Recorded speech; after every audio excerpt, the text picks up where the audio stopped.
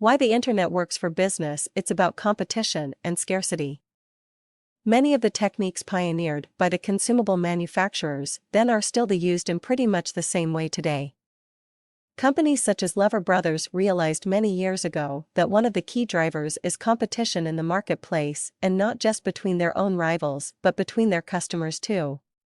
In Lever Brothers' case, the competition they stimulated was to promote the idea that in their customer's street who has the whitest clothes, and, as a consequence, Sunlight soap became one of the most successful brands of the last century and a half. But this is only one aspect of how competition is a powerful influencer on all forms or business and society in general.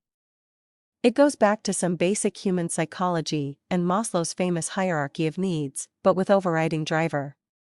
Robert Cialdini talks about this in his seminal work Influence, the Power of the Notion of the Concept of Scarcity, the thought that we may miss out on something, or one of its manifestations, competitions, is one of the major motivators on the internet or indeed in many commercial negotiations or transactions.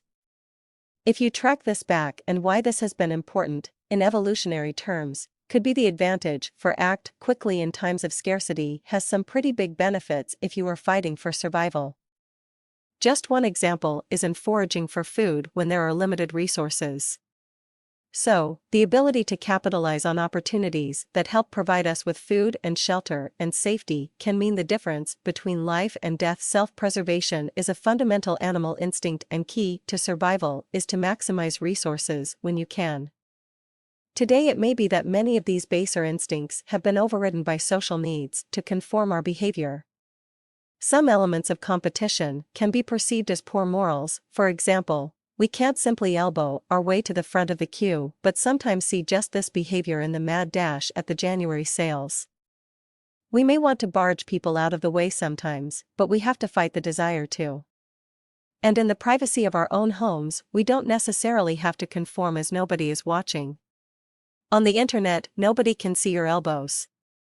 You can be as competitive as you want. Some of the most successful websites and sales campaign, email or Facebook or offline promotions tap into this fundamental animalistic need. The key is figuring out exactly what the competition prize should be that you can win and how relevant that is to the player. That is the essence of what great marketing and a successful business is all about.